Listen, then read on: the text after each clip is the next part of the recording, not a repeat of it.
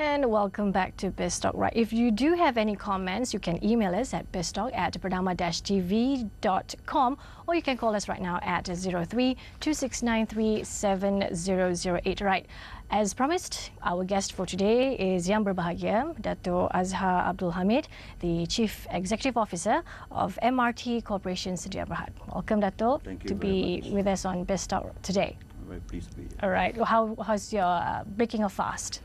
It was good. It was good. First day, and I think I did well. Okay. Right. Everybody knows that you were in the plantation giant company in Malaysia. Right. What makes you want to change from plantation to transportation? Well, it's not a question of whether you want to change or you don't want to change. I think what drives you is the challenges. Right. I mean, plantation, well, it had its challenges for me, and it will continue to have its challenges. But I think moving to this sector is a new sector for me, and I think it's a good change for me personally. And I think I'm in a position to also contribute positively to the whole objective of developing a new public rail infrastructure system for Kuala Lumpur. Right. Before you went into transportation, what were you looking forward to before being in the transportation line? Well, basically, I mean, I'll be very honest with you. I mean, I was looking to continue in the plantation sector, but as fate would put it, the opportunity came about, and I sort of jumped at it. And I'm quite happy that there were a lot of key people out there, especially the Prime Minister and people in government, people like even Yang Berhormat Datuk Sri Idris Jalla, who were very supportive. They really wanted me to come in and actually do this, and I was, after a series of discussion, I was quite happy to come in, and here we are today. Okay, right. But when you first went into transportation, what were you entrusted to do first? Well, the first thing was, when I first came in, I mean, this project was already moving. Right. It was like trying to quickly jump on a moving train, so to speak. So the first thing was to actually get myself really acquainted with what was required, and in short term, medium term, and long term. But of course, you can't lose sight, of the main objective of actually delivering this infrastructure project for Kuala Lumpur by 2016, 2017. Yeah. And can you share us events leading to the formation of MRT Corp? Well, MRT Corp came into being in September 2011. Right. Yeah, and that was after SPAT, the regulators, and also Prasarana was entrusted to sort of start off the MRT project. I think what happened was, I think the government quickly realized that Prasarana is already a very busy entity. Right. I mean, they've got their operator's role to play, and at the same time, they're also doing the extension of the LRT project. So I think, to be fair to Prasarana, I think the government wanted somebody who could focus full time on the MRT project, so that things could be done in parallel. So what we're looking at here is to make sure that the progress on the LRT and the MRT happens simultaneously. Right. Okay. How about the appointment of MMC Gamuda as the PDP? I think it's a good appointment. Right. That's the short and long of it. But more importantly, I think you've got to understand that MMC Gamuda were the promoters of the project. I mean, they basically provided the government with an unsolicited proposal. They did a lot of groundwork. They spent a lot of money doing their research and feasibility study. And they went to the government, and they managed to convince the government that it was a good project to undertake, and it's a good time to basically undertake the project. So I think I've got a good partner. Right. But, people are saying, appointing MMC Gamuda was not really fair, but so how do you overcome that situation, overcome that comment? As I said earlier, I mean, it's an unsolicited proposal from them. Right. I mean, I'm sure if the government would definitely be open to another company who had done the same thing. But it so happened that in this particular case, MMC Gamuda came forth and they made the presentation to the government, which was very well received. Right. So, in all fairness, they should be part of the project, and I think playing the project delivery partner role, I think is a good role for them to play, given the experience they've had, you know, in Smart Tunnel and all the other major mega projects in the country. So how are they progressing right now? They've been working hand in hand with us, and basically their role is basically to supervise the main contractors that we appoint together. Right. And when I say when we appoint together, that means we have quite a rigorous tendering procedure that we follow, and thereafter, once the award has been made, it's basically straight down to work to make sure that, you know, physical development progresses as planned. Yeah. Okay. And well, the MRT will transform KL, but are we actually on par with the rest of the world or developed nations? Well, if you look at it, I mean, we are not. I mean, the straight answer to that is we are not. Right. Because as far as public transportation is concerned, we somewhat lag behind the other developed cities. Right. If you take Singapore, for example, or Hong Kong, or even London, I mean, you're looking at, you know, utilization of public transport at 40 to 60%. In Hong Kong, it's as high as 90%. Yeah. But for Kuala Lumpur, I mean, we basically declined. We were at probably 25, 30%. And now we're only at 10, 12%. Right. So really, Malaysians, especially people who are living in Kuala Lumpur, they've actually moved away from being dependent on public transport. And this is something that we need to fix. How would you fix that? Well, the How first would thing MRT is fix this? we got to ask ourselves, do they have an alternative, a good alternative in public transport? Right. And I think I will not hesitate to say that we don't at the moment. Right. But I think one thing that's very clear to the government and also the relevant authorities that you know, that's responsible for public transport, we need to improve this. Right. And you see people like SPAT, you know, putting a lot of effort trying to improve the taxi services and also the bus services. And on our part, you know, between Prasarana and MRT Corporation, we are trying to make sure that the MRT infrastructure is developed quickly, and Prasarana in its own right is trying to make sure that its operations as far as LRT is concerned, the efficiency is enhanced by as much as possible over the shortest time possible. Right. Okay, speaking on the MRT, are we basing it on any particular model from any countries? Again, I think we're not really following any model. Right. Although, you know, some people may say we're looking at Hong Kong or Singapore. But I think what we're trying to do here is we're trying to take the best of, you know, every system that we can see out there and try to bring it back into the MRT project that we're doing right now. Okay, and the scale of the project is such a huge one, and it's not easy. So how confident are you on the project? I am very confident that this project, one, is good for Kuala Lumpur, and I am very confident that this project is a doable one for Kuala Lumpur. I think what it takes is, you know, sheer hard work, effort, and making sure that everybody understands what needs to be done. Right, but I don't think people out there understands what needs to be done. You're right. I think I'm not going to argue you there. You know, but what we're doing now is in MRT Corporation is we have an extensive communication program. Right. We're trying to reach out to as many people as we can. Right. We have information centers.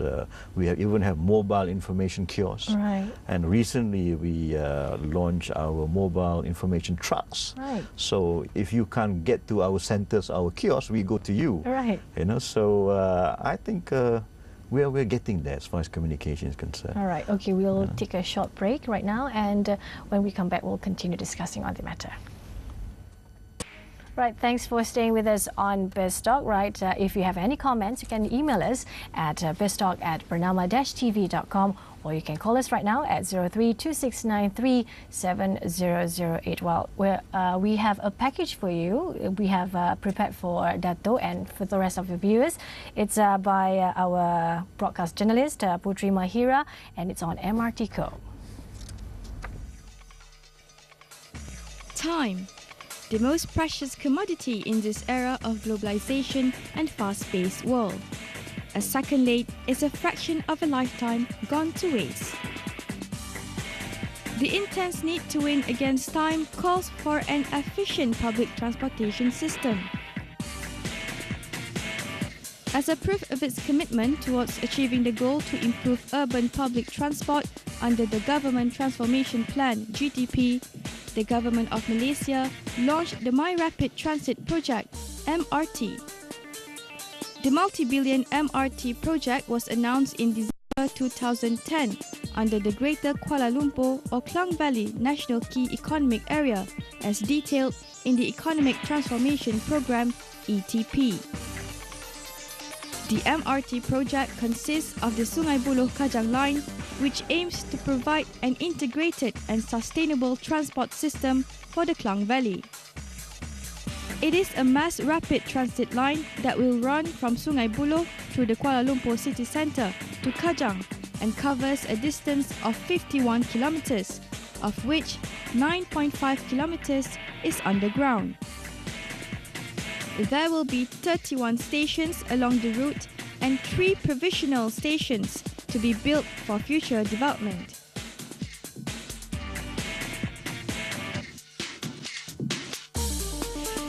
The objective of the project is to increase the number of people using public transport, alleviate traffic congestion, and decrease travel time from one destination to another. For instance, a trip from Kota Damansara to Bukit Bintang, which normally takes 45 minutes by car, will only take 30 minutes via the MRT. The total time for travelling the entire stretch from Sungai Buloh to Kajang will be approximately 88 minutes. Preliminary work on the MRT Sungai Buloh-Kajang line has started with land clearing work at 3 sites, which are Sungai Buloh, Semantan and Cochrane. Most recently, construction has commenced in Jalan Bukit Bintang early July. Upon completion of the entire MRT Sungai Buloh-Kajang line, the new MRT Bukit Bintang Central Station will integrate with the existing Bukit Bintang monorail station, where passengers can switch from the monorail to the MRT and vice versa. This mega project is expected to be completed in 2017, with the capacity to provide efficient train service to 1.2 million people, with an estimated daily ridership of over 400,000 passengers. Rapid KL, a subsidiary of Syarikat Prasarana Negara Berhad, has been appointed as the operator of the Klang Valley MRT system. The Greater Kuala Lumpur is home to 8.1 million people, and every year the population keeps on growing. It is not too much to say that the MRT is a savior to the increasing demand for an efficient public transportation system.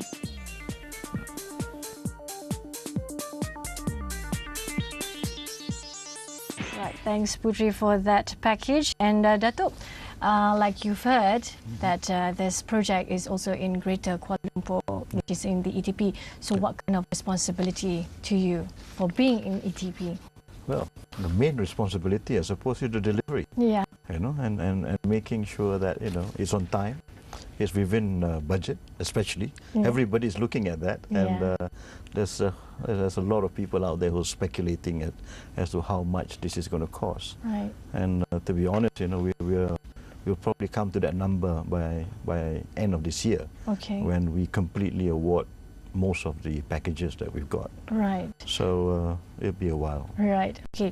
Speaking on to have it delivered on time, there's also the question on land acquisition, right? How do you overcome very that? sensitive topic. Yes, very sensitive. It's always in the newspaper, and we even have some picketing going on as well. Yes, so what's your comment on that? I think as far as land acquisition for the project, first and foremost, let me just say that it is a necessity.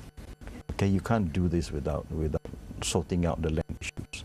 And the issue or the fact as far as this project is concerned, where the alignment is elevated, we need to acquire the land, obviously, because infrastructure is going to be above ground. But we do have this 9.5 kilometer stretch that is underground. Right. So when we first started the project, we were actually looking at compulsory acquisition as far as the 9.5 kilometer stretch is concerned. Okay. But what we've done now is that we are trying to avoid as many acquisition as possible within that 9.5 kilometers. But we can't avoid acquiring land for the station boxes. So now those land that will have the tunnel running underneath it, what we try to do is we try to sign a mutual agreement with the landowners to make sure that we can do the tunneling work or underground work without actually acquiring their land. Right. And we've resolved most of the issues as far as that is concerned. All right. I think I have to stop you for a while. Right. We'll take a short break, and when we come back, we continue discussing, especially on the land acquisition. People might call it.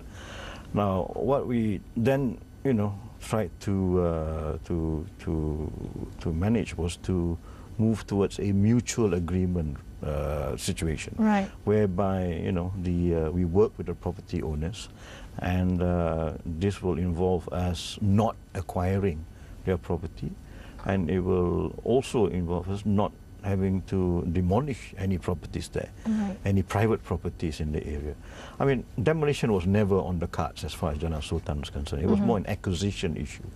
But by moving towards a mutual agreement option, what we can do now is we can actually undertake the underground work without actually compulsory acquiring this. So the property owners now get to keep their land, and the property owners also don't have to worry about any potential demolition work that can happen on their property. So I think where we're at today is that 21 out of 24 property owners or lots there have now agreed to the way we want to do things, and we're moving forward as far as that is concerned. So what about the 3? The other 3, we've still got some ways with them. Because we do have some issues. I don't know whether it's a misunderstanding or they don't fully understand what we're trying to do. But they're still insisting on a realignment of the MRT project, which is really not something that we can possibly do. Right. So how are you trying to resolve this matter as soon as possible, especially when you say there's budget to be considered as well as time? Right. Well, we're hoping to continue to engage with these people, but as far as time is concerned, it's not critical, because we probably need to tunnel through Chinatown area probably end 2013 or early 2014. So we do have a bit more time there. Okay, you were telling me about Jalan Sultan. How about the Bukit Bintang area? Well, Bukit Bintang, we took the same approach. We wanted to make sure that we sign, a mutual agreement with the property owners there. But now there's been a change, because what happened was we had a lot of engagements, and one of the engagements that we had, or 2 engagements that we had, Yang Muhammad Prime Minister himself got involved. And he raised this issue of, or he raised a concern that maybe we'll have to take the property for too long, i.e. 5 years.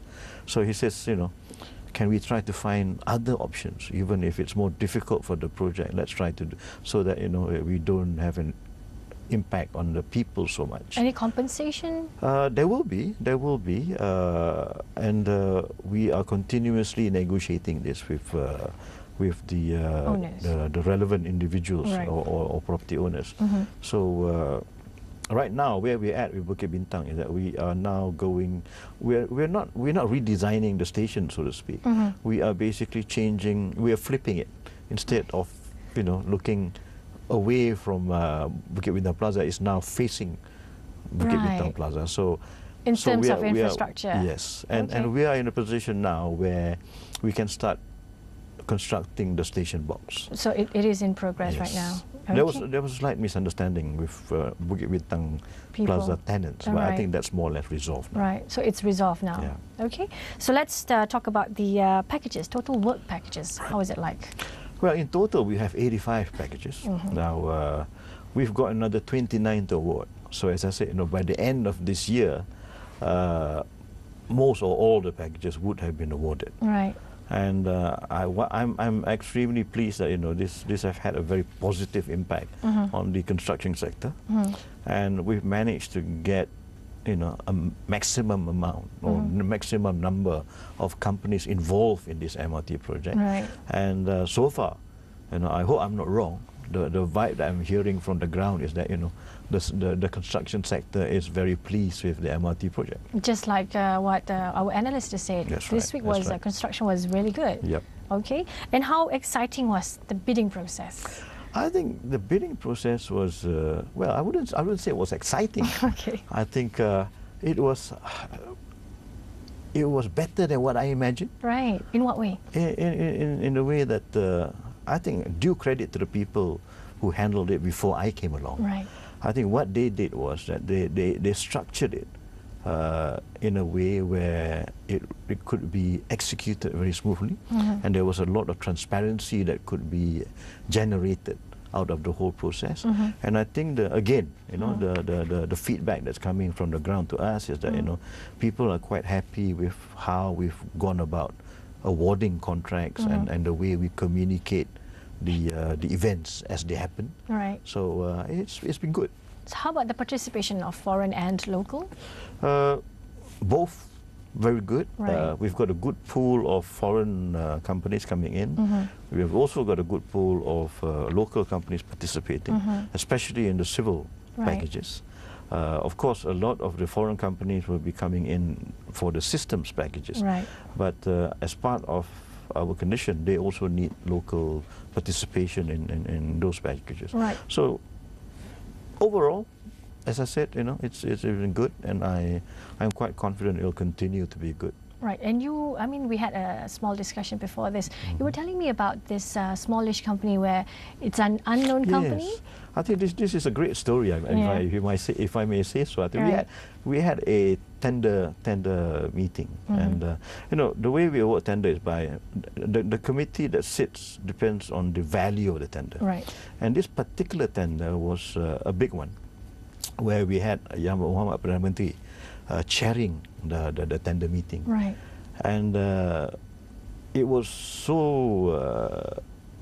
such a secret right to the end, where people didn't know which company was being considered. Right. Yang Muhammad Perdana Menteri likes to equate it to the Grammys, right? Where you actually say, okay, this is the company, and you open the envelope. Right. And when he opened the envelope, he said to me, "Who's this?"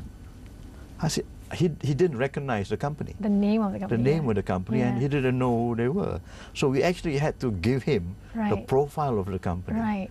And it was I wouldn't say it was unknown. Right. I mean, this company they do have the experience, and they have been around for a long time. But they are now the low profile companies that's coming out now and participating in projects like this. Right. So.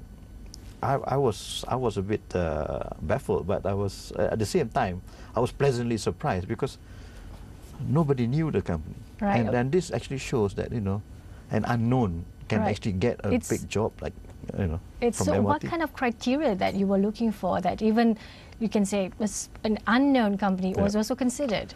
I mean, as I said, they qualified. I mean, they do have the track record. Right. They do have a good team. Right. I mean, they meet all the technical requirements, and even the commercial requirements. I mean, financial strength was also there. Right. So I was quite pleased that this company got it. Right. I mean, they were the cheapest, obviously. So they won it fair and square. So But being cheap, can they deliver the work? Well, this is the other thing. As far as the MRT project is concerned, being cheap doesn't mean you'll get it. Right. Because we take a holistic view of each contractor's capability. And because, as I said earlier, delivery is important and quality of delivery is also very important. We want to work with good contractors who we know can deliver. Right. And we award our contract based on best evaluated tender as opposed to the cheapest price tender. Right. You know, so that's the way we look at things. All right, okay, we'll go for a short break. But before we go for a break, we have a package where we have comments from the public on MRT project. The MRT aims to solve the congestion problem in the city and to cater to increasing demand for an efficient public transportation system in Kuala Lumpur. And I am here today to ask the public on their opinion on this project. Program MRT train ni bagi saya it is very good sebab apa dekat apa ni KL pun memang traffic kan teruk kan, memang teruk sangat, but dengan MRT selain kita ada monorail kat atas ni, we also have LRT dekat sekeliling, and then kita ada commuter, and then now we have underground pula MRT. So memang bagus sebab dia boleh kurangkan traffic jam if orang gunakan public transport ni lah. Yeah, it helps. It helps a lot. Might not be in a big way, but yeah, it does help. Yeah.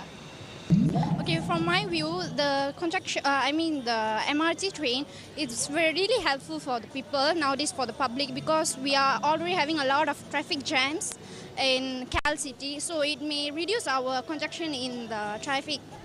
So it's really a very helpful thing, program. The infrastructure. So it's a good thing that Malaysian government's doing. Thank you.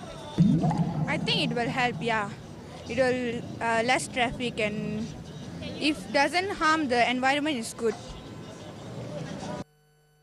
Right, welcome back on BizTalk. And if you do have any comments, please email us at biztalk@bernama-tv.com, or you can call us right now at 0326937008. Right, we saw the comments from the public on MRT being good as in infrastructure, being good as transportation program for KL.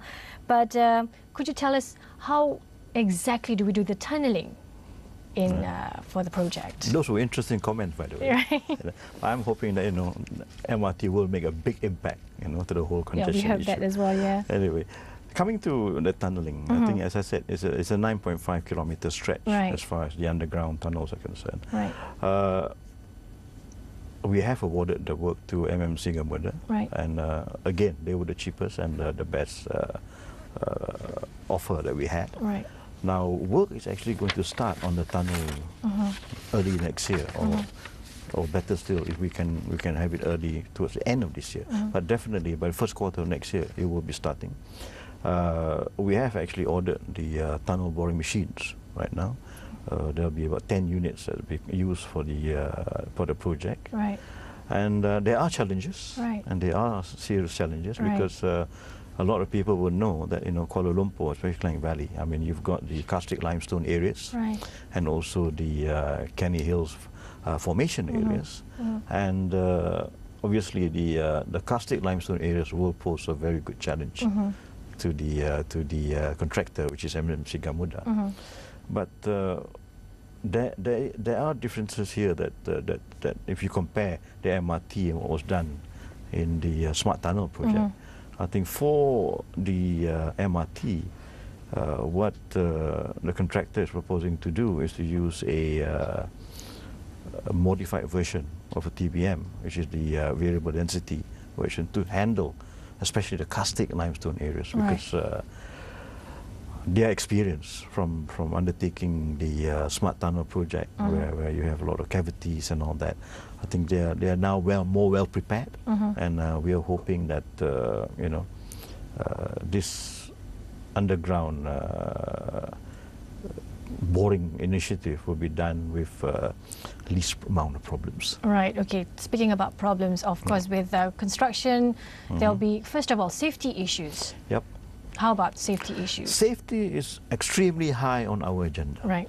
I think I will be as bold as to say that we want to make sure that we become one of the first few mega projects of this kind where there's no fatality. Right. I mean, obviously, sometimes you can't avoid accidents, but certainly we want to try for zero accident if we can, and we want to try to take the construction sector to a different level of discipline as far as construction quality and safety is concerned. And I think this is good for the country, and this is good for the country's construction sector. And this is something that is marketable, actually. I think if you've participated in a project like this, you know, your credibility and your reference, your future reference will be good. Now, safety, as I said, is high on the agenda. The management of traffic during construction is also important. Yeah, traffic, now, we are having traffics all around, especially in Bukit Bintang area. I will not lie to you, and I will tell you Kuala Lumpur is going to feel MRT in a big way. Okay. You know, because but currently we don't feel it yet. All we feel is just traffic jams all the way. You will feel it in a big way. But what we're doing is we're working with the local authorities. We're coming out with you know, very credible traffic management plans. We are each work package contractor will have their own traffic management managers, and they will have their project the team there to actually execute the traffic management plan. And we even have emergency response teams on site to make sure that if there are accidents or anything of a sort, you know, can respond quickly and try to minimize whatever inconvenience that can happen to on a daily basis to the public. Okay, even one of the comments, one of the public said something about environment. So how would this project be, you know, be on par or, you know, stabilize the environmental effect? I think what we've done is from design stage, okay, we've tried to incorporate as much as many green aspects that we can, you know, into the project. Now, our stations are designed based on a green concept. Okay, we tend to use as least amount of energy as possible, and during construction, obviously, we have to abide by very, very strict DOE requirements, and we are always being supervised, so we are always being checked, and you know, and we try not to be bad boys. You know, we try to make sure that we do more than we have to do to make sure that the environment is protected, and as long as we can keep on doing that, I think we should be on the right track. Do you go for your own personal inspection? Definitely. I think I've not been able to do a lot of it, obviously, because we've been doing a lot of you know, administrative work, I would say. You know, awarding the contract, we're doing evaluation of contracts, and we are making sure that, you know, we award all these key packages quickly, so that we can quickly move on to physical work on the ground, and our contractors are in good position to actually start work. And awarding the contract, getting the land issues out of the way. Once we've done these two things, I think Kuala Lumpur will start feeling us. Okay. We'll take another short break, and when we'll come back, we'll discuss more on MRT. And welcome back to BizTalk. And if you have any comments, please email us at biztalk@bernama-tv.com, or you can call us at 0326937008. We were discussing on safety, on traffic. So how do you engage with the public and get their feedback on this grouses or satisfaction or dissatisfaction? Of course, we have the traditional way. We keep on saying, "Oh, we have a website. Do write to us." You know, you can email us with whatever, you know, complaints or views that you have. But at the same time, there's direct engagement. You know, we try to get out there as much as possible. We have a very dedicated PR and communications team that's always in touch with the ground, and we try to resolve as many issues as we can along the way. One of those issues that I was being told is about being ignorant about heritage building. How about that one? Well, I think it's not fair to say that we're ignorant about it. I think what we're trying to do here is we are not against, or we're not out to destroy heritage, that's for sure. And I think there's a lot of misconception as well. And I think this specifically relates to the Chinatown, Jalan Sultan area. I think when the people there were saying that we can't demolish their property because they're all heritage, we agree with that. Right. There's nothing that they said that we don't agree. Or there's not a lot that they said that we don't agree Okay.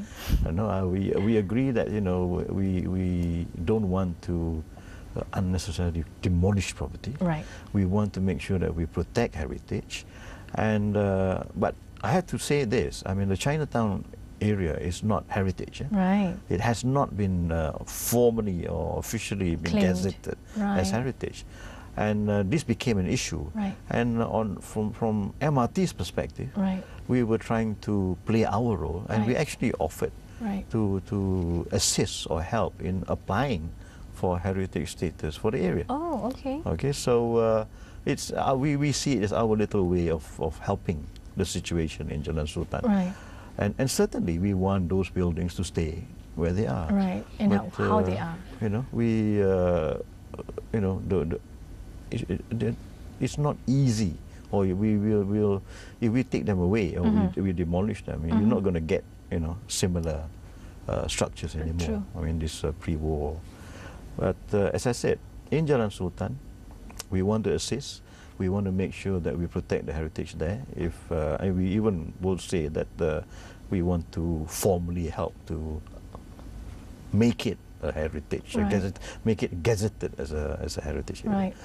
But there's also this comment being said that, look, we've demolished 3 buildings there which Right. are heritage. Right. But let me just say that they're not heritage. We've confirmed this with Warisan, and we can safely say that they're not heritage. Right. But the reason why we are demolishing them is they're not private property, they are government-owned properties now. Right. And we need to demolish them because we're building the station underneath this building. Right. So it's something that we had to do. Right. Okay. With all this project, what is the GNI or gross national income are we getting from this project? Well, apart from solving congestion, I mean, it's going to have a big boost as far as the economy is concerned. Right. Certainly, I think I mentioned earlier that the construction sector obviously is one of the main beneficiaries of this project. But certainly the economy as a whole, the spin-off, Right. I think we are putting it at about 3 to 4 billion annually. 3 to 4 billion ringgit annually. Just economic spin-offs alone from the Right. project. And if you look at the project solving the congestion problem, that Right. means people can now spend time using, instead of sitting down or sitting in a car Right. driving to work, they can actually use their time for more productive things. True. So all that add up. It adds up to one big number as far as the economy is concerned. Right. And Okay. And just now you mentioned about us being in this project and being marketable to outside internationally. So what do you think about this project, that we could, any expertise that we could actually bring it out and get some, some project outside? I think that's an extremely good question. I think one of the first few things that the government saw in the MRT project is developing talents, local talents, Right. as far as the rail sector was concerned, and MRT in particular. I think we are going to basically undertake the development of our own MRT project right till 2020. And it doesn't stop with just one line. Right. We're going to have 3 lines. Right. And for the MRT to be effective as a key enabler as far as the city economy and the national economy is concerned, we need the 3 lines. Right. So whilst developing these 3 lines, I see good talents, local talents Right. being developed. Right. And they can continue to actually undertake more projects in the country, because we're not just talking about Kuala Lumpur. Right. We have other cities and other towns in Malaysia that Right. eventually will have similar projects on the ground. around, yeah. But of course, we also have the region, But I'm hoping that these local talents can actually get out there and basically play a big role in all these other potential projects. But the other thing I also need to say is the current MRT project that we're doing is also attracting a lot of Malaysians back into the country. That's very good. And that's also a very important point to note. Right. Okay. I think that's it. Thank you for being with us on BizTalk, and thank you for spending time with us you here, very much even for though having for me. first Ramadan, Thank with us here. And as for me, thank you so much for watching BizTalk, and I'll see you very soon. Goodbye.